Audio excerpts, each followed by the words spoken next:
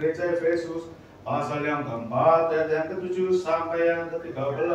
Mari perhatikan. Tetapi kepada kita masing-masing telah dianugerahkan kasih karunia menurut ukuran pemberian Kristus. Itulah sebabnya kata kitab suci, tak kala ia naik ke tempat tinggi, ia membawa tawanan-tawanan, ia memberikan pemberian kepada manusia. Bukankah ia telah naik berarti bahwa ia juga telah turun ke bagian bumi yang paling bawah? Ia yang telah turun, ia juga yang telah naik jauh lebih tinggi daripada semua langit untuk memenuhi segala sesuatu. Dan ialah yang memberikan baik rasul-rasul maupun nabi-nabi, baik pemberita-pemberita Injil maupun gembala-gembala dan pengajar-pengajar, untuk memperlengkapi orang-orang kudus bagi pekerjaan pelayanan, bagi pembangunan tubuh Kristus, sampai kita semua telah mencapai kesatuan iman dan pengetahuan yang benar tentang anak Allah, kedewasaan penuh dan tingkat pertumbuhan yang sesuai dengan kepenuhan Kristus. Amin. Saya dalam baca. Haleluya, haleluya, haleluya. Kapan telah melakukan berkata suci, damai sejahtera bagi semua. Bagi rohmu juga. Baca dari Injil suci menurut Matius pasal 4 ayat 12 sampai 17. Mari perhatikan. Kemuliaan bagimu ya Tuhan, kemuliaan bagimu. Tetapi waktu Yesus mendengar bahwa Yohanes sudah ditangkap, menyingkirlah ia ke Galilea. Ia meninggalkan Nazaret dan diam di Kapernaum, di tepi danau di daerah Zebulon dan Naftali, supaya genaplah firman yang disampaikan oleh Nabi Yesaya. Tanah Zebulon dan tanah Naftali, jalan ke laut, daerah seberang sungai Yordan, Galilea wilayah bangsa-bangsa lain. Bangsa yang diam dalam kegelapan telah melihat terang dan besar, dan bagi mereka yang diam di negeri yang dinaungi maut telah terbit terang. Sebab itulah Yesus memberitakan, bertobatlah, kerajaan surga sudah dekat.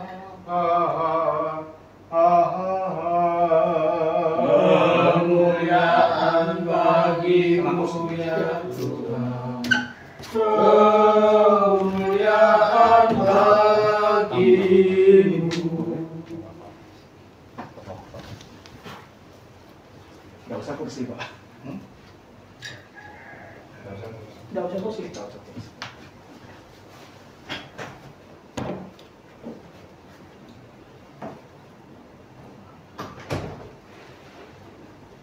Baik, silakan duduk Bapak Ibu yang terkasih. Puji Tuhan, kita berkumpul kembali. Bahwa kita beberapa hari lalu kita merayakan perayaan Epifani, yaitu pembaptisan Tuhan di Sungai Yordan, yang mana di dalam pembaptisan Tuhan ini Kristus itu menggenapkan apa yang menjadi perjanjian Allah dengan Abraham, yaitu apa? Sunat yang lama. Nah, sunat yang lama dipenuhi dengan penyutatannya, lalu setelah itu dia dibaptiskan. Dengan demikian, maka sunat lama itu telah menjadi sunat yang baru, yaitu apa? Sunat baptisan, sunat hati. Itu yang menjadi latar belakang kita sampai kepada hari ini. Nah, Bapak Ibu, di dalam bacaan hari ini adalah rentetan peristiwa yang terjadi setelah pembaptisan Tuhan. Setelah pembaptisan Tuhan, yang terjadi adalah Yesus dicobai di padang gurun. Lalu setelah dicobai di padang gurun selama 40 hari, dia mendengar bahwa Yohanes Pembaptis telah ditangkap, dan melarikan diri atau bukan melarikan diri, dia menyingkir, menyepi ke daerah Galilea, kemudian juga ke tanah Zebulon dan Naftali, yang mana di situ adalah nubuatan dari Nabi Yesaya. Nah, kenapa harus tanah Zebulon? Kenapa harus tanah Naftali? Kenapa tanah Galilea?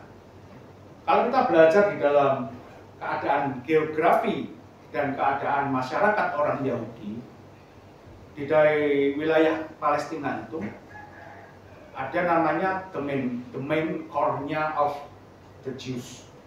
Jadi yang menjadi core-nya, menjadi inti dari komunitas orang Yahudi adalah di Yerusalem. Itu terletak di provinsi Yudea. Nah, sementara di luarnya Yudea itu adalah wilayah orang-orang Yahudi juga, tetapi orang-orang Yahudi yang seringkali dianggap sebelah mata. Nah, kalau orang Yahudi sendiri itu punya 10 tingkat kesucian, tempat suci. Tempat suci yang paling pertama adalah Ruang Maha Kudus, lalu semakin lama semakin jauh, dan yang paling jauh adalah wilayah yang ditempati oleh bangsa-bangsa asing, Goyim. Goyim itu bahasa kasarnya kafir. Nah, di situ di dalam Yesus menyingkir ke Galilea, lalu di situ nubuatan Nabi Yesaya tentang tanah Zebulon, tanah Naftali. Yesus itu pergi ke tempat-tempat yang mana orang Yahudi itu dianggap setengah kafir. Jadi seringkali kita belajar bahwa orang Yahudi itu yang dianggap orang kafir itu adalah orang Samaria dan juga orang-orang bukan Yahudi. Tetapi yang menarik adalah bagi orang Yahudi pun, orang-orang Yahudi yang terletak di wilayah-wilayah seperti itu, Galilea, daerah Naftali, daerah Zebulon, itu juga seringkali dipandang rendah. Makanya kalau Bapak Ibu lihat, kenapa ketika di dalam Injil Yohanes itu ada Filipus, kalau nggak salah, ketika tahu Yesus datang dari Nazaret, dia mengatakan, emang ada yang baik dari Nazaret? Karena Nazaret itu terletak di Galilea, dan Galilea itu termasuk wilayah yang tidak dianggap penting bagi orang Yahudi. Beda dengan kalau daerah Yudea dengan ibu kotanya Yerusalem. Nah, tetapi menariknya adalah bahwa Yesus itu melayaninya pertama kalinya itu bukan di Yerusalem. Kalau Bapak Ibu lihat di dalam sejarah kehidupan Tuhan Yesus, ketika dia sudah berumur 30 tahunan, dia mulai melayani. Mujizat pertama dia lakukan di Kana. Kana itu bukan di Yerusalem, bukan di dekat-dekat Yerusalem, tapi di wilayah Galilea, yang mana itu wilayahnya orang Yahudi yang dianggap setengah kafir tadi itu. Lalu Yesus ketika mengajar pertama kali di dalam sesuai catatan Alkitab, ketika dia mengatakan Roh Tuhan ada padaku oleh sebab Ia telah mengurapi aku, itu di mana? Itu di Nazaret, di kota tempat dia dibesarkan. Di situ menariknya bahwa Yesus memulai pelayanannya, Yesus memulai pekerjaannya itu di negeri yang dipandang tanda kutip setengah kafir. Setengah kafir ya kafir lah, nggak ada namanya setengah suci, itu nggak ada. Setengah suci ya tidak suci. Nah, ini yang menjadi suatu hal yang menarik bagi kita adalah bahwa Yesus itu datang ke dalam dunia. Mungkin dikatakan di dalam bagian lain, Yesus mengatakan, aku datang untuk diutus bagi domba-dombaku yang hilang di antara umat Israel. Tetapi yang menarik adalah Yesus pelayanannya pertama kali tidak di Yerusalem, tidak di Yudea yang sebagai mentornya atau markas besarnya orang-orang Yahudi, tetapi di daerah-daerah yang pinggiran yang tidak dipandang orang Yahudinya. Bahkan orang Yahudi yang ada di wilayah di luar Palestina, di luar Yudea, provinsi Yudea. Nah, Yudea itu bahasa Yunani dari bahasa Ibrani Yehuda. Nah, orang-orang Yahudi yang di luar provinsi Yudea itu sering dianggap direndahkan. Jadi, kayak misalkan mereka Yahudi, tapi dipandang sebelah mata karena tidak sesaleh orang yang tinggal di Yudea. Tapi kepada mereka lah Yesus pertama-tama melayani dan melakukan mujizatnya. Walaupun Di tanah itu pun, di Nazaret pun Yesus ditolak hakimnya. Tapi lepas daripada penolakan itu, kita melihat bagaimana Yesus itu memulai pelayanannya di tempat-tempat yang tidak dianggap bukan Yahudi sepenuhnya. Ini menjadi suatu pelajaran bagi kita bahwa kasih daripada Bapa, kasih Bapa yang dinyatakan di dalam pribadi Tuhan kita Yesus Kristus itu bagi semua manusia, bukan hanya orang Yahudi. Makanya orang-orang yang memelintir kata-kata Yesus, aku datang hanya diutus bagi domba-dombaku di antara orang Israel, mereka membaca teks lepas konteks, hanya sepotong. Nah, ini yang penyakit macam ini banyak. Makanya kita sebagai orang Kristen Ortodok belajar melihat Alkitab itu secara luas. Teks without konteks jadinya bablas, jadinya ngawur. Penafsirannya ngawur lepas daripada apa yang dimaksudkan, yang muncul malah tafsirannya sendiri. Nah, pelayanan Yesus ini di dalam kisah ini adalah sebagai pembuka daripada karya-karyanya yang agung. Yang mana dari baptisan yang Kristus alami itu dan diperintahkan kepada kita untuk kita dibaptis. Melalui baptisan itu kita menerima karunia Roh Kudus. Makanya baptisan Kristus itu menjadi titik awal daripada atau menjadi dasar daripada baptisan kita. Baptisan Kristus yang mana di dalam baptisan Kristus itu Allah Tritunggal dinyatakan. Makanya dalam antifon kita troparion kita dalam perayaan Epifania mengatakan ketika dibaptis di Sungai Yordan, kebenaran Sang Tritunggal dinyatakan. Itulah kenapa baptisan kita adalah baptisan di dalam nama Tritunggal. Karena sebagaimana Sang Firman yang menjadi manusia, Kristus di dalam kemanusiaannya dia dibaptis, dan di situ pernyataan Tritunggal itu dinyatakan, maka baptisan kita adalah baptisan di dalam nama Sang Tritunggal. Makanya kalau baptisan yang tidak dilandaskan pada pengertian Tritunggal yang betul, maka gereja kita mengatakan itu bukan baptisan. Jadi baptisan orang yang ngaku-ngaku baptisan, sebagaimana yang dikatakan oleh Jana Suci Kyrillos dari Yerusalem. Mau dikatakan baptisan, tapi kalau tidak dilakukan dengan betul, orang itu sebenarnya belum dibaptis, hanya seperti mandi saja. Jadi mereka mengatakan dibaptis, tapi rumusan baptisannya pun tidak tepat, pemahamannya pun juga tidak tepat. Apalagi baptisan dalam rumusan teologi bidat, misalkan Sabellianisme, Arianisme, dan semacamnya. Gereja kita menyatakan bahwa mereka itu belum dibaptis. Mereka cuma mandi saja, tapi tidak pernah dibaptis. Yang mana esensi baptisan itu adalah masuk, ikut, mati, dan bangkit bersama-sama dengan Tuhan. Jadi karya Kristus itu, bacaan kita pendek hari ini, tetapi bacaan yang pendek ini adalah suatu kebenaran bagi kita untuk mengerti bagaimanakah karya Kristus dalam kehidupan kita. Dan semua karya Kristus itu bertujuan untuk manusia, untuk keselamatan manusia. Makanya di dalam pengakuan iman kita menyatakan untuk turun dari surga, menjelma oleh Sang Roh Kudus dan dari Sang Perawan Maria, serta menjadi manusia. Telah disalibkan bagi keselamatan kita di bawah Tuhan dan seterusnya. Itulah namanya Injil itu di situ. Makanya di dalam Injil itu kita melihat bagaimanakah pertobatan dan pengampunan dosa diberitakan. Di manakah kerajaan Allah itu sudah dinyatakan di dalam pribadi Yesus Kristus. Jadi kalau Bapak Ibu lihat di dalam bacaan kita, Yesus memberitakan bertobatlah. Sama dengan yang dilakukan oleh Yohanes Pembaptis. Tetapi dari dua orang ini ada perbedaan. Kalau Yohanes Pembaptis, dia adalah seorang utusan. Dia adalah seorang pewarta. Utusan itu bahasa Yunaninya adalah apostolos.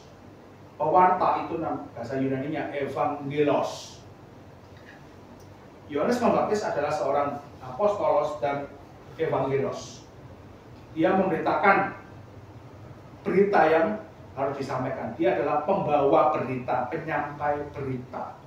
Sementara Kristus itu memang bisa disebut sebagai apostolos dan evangelos, tetapi ada keunikannya. Kalau Yohanes Pembaptis, nabi terakhir dalam Perjanjian Lama, memberitakan dia yang akan datang, orang yang akan datang, dia sebagai hamba. Tetapi Yesus ini dia bukan memberitakan sesuatu yang akan datang, tetapi memberitakan tentang dirinya sendiri yang sudah datang. Ini yang membedakan. Jadi Kristus adalah evangelos yang memberitakan suatu kabar baik, evangelion, yaitu tentang dirinya sendiri, bukan bicara orang lain. Makanya ketika Yesus mengatakan bertobatlah, kerajaan Allah sudah dekat, ini berbeda ketika Yohanes Pembaptis mengatakan bertobatlah, kerajaan Allah sudah dekat.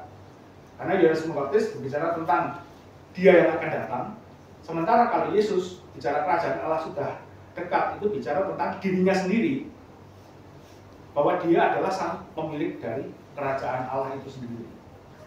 Jadi itu yang membedakan secara mendasar. Kalau Yohanes Pembaptis menyampaikan kepada manusia, ini loh akan datang seseorang yang bahkan membuka tali kasutnya pun aku tak layak. Tetapi Yesus memberitakan tentang dia sendiri, bahwa inilah aku. Makanya Yesus mengatakan, akulah jalan, kebenaran, dan hidup. Tidak ada seorang pun yang datang kepada Bapa.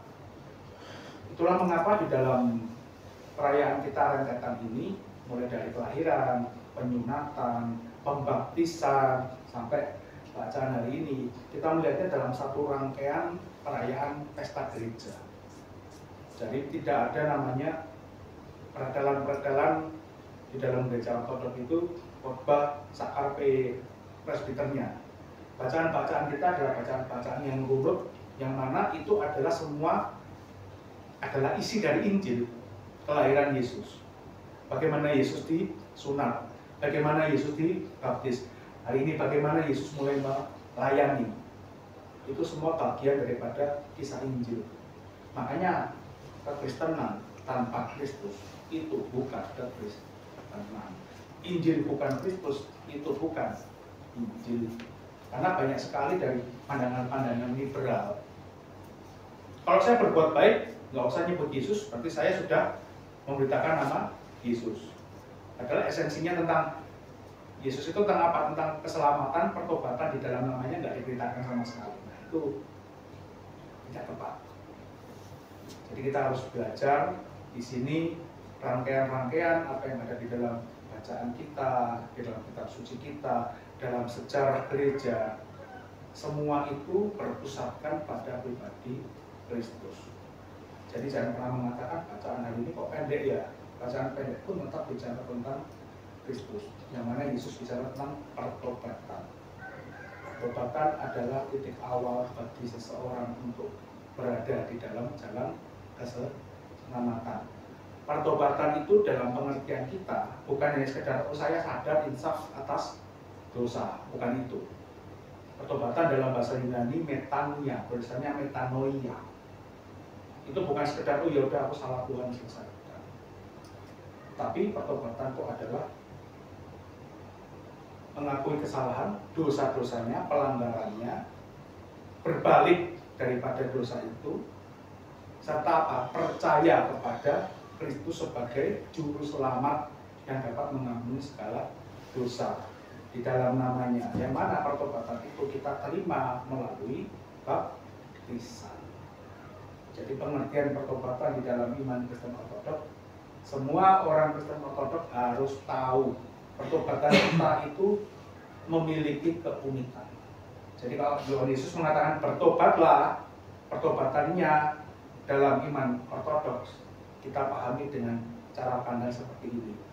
Kita menyadari tentang keberadaan kita yang berdosa, kita membutuhkan seorang juru selamat.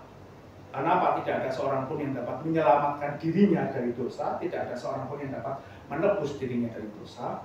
Yang ketiga, masuk ke dalam baptisan kelahiran kembali melalui air dan roh yang mana dikerjakan oleh Roh Kudus, yang mana membuat kita yang sebelumnya berada sebagai manusia lama sekarang menjadi ciptaan baru di dalam Kristus, dan setelah itu kita menerima karunia Sang Roh Kudus. Jadi pertobatan di dalam kekristenan, di dalam Kristen Ortodoks itu spesial. Tidak hanya sekedar saya sadar atas dosa saya insaf, selesai. Jadi hari ini kita belajar dari bacaan kita, yang mana intinya pada pertobatan, pemberitaan Yesus tentang pertobatan. Pertobatan seperti inilah yang hendak Yesus sampaikan, hendak Tuhan Yesus perintahkan kepada kita, sehingga apa? Kita yang hidup sekarang, mari kita mengevaluasi diri kita, apakah pertobatan kita menjadi seorang Ortodoks, menjadi seorang Kristen pengikut Kristus di dalam gerejanya. Apakah pengertian pertobatan kita sudah lurus, ataukah pertobatan kita selama ini kita pikirkan itu tidak berbeda dengan yang lain, mau sekedar insaf atau dari dosa selesai, ternyata lupa bahwa di dalam pertobatan itu ada kemuliaan dan karunia yang dinyatakan kepada kita. Sehingga apa? Hidup kita semakin hari semakin lurus, semakin hari semakin suci, semakin saleh di hadapan Allah, dan kita dapat memuliakan Allah di dalam setiap kehidupan kita. Amin. Di nama Sang Bapa, Sang Putra, Sang Roh Kudus. Amin.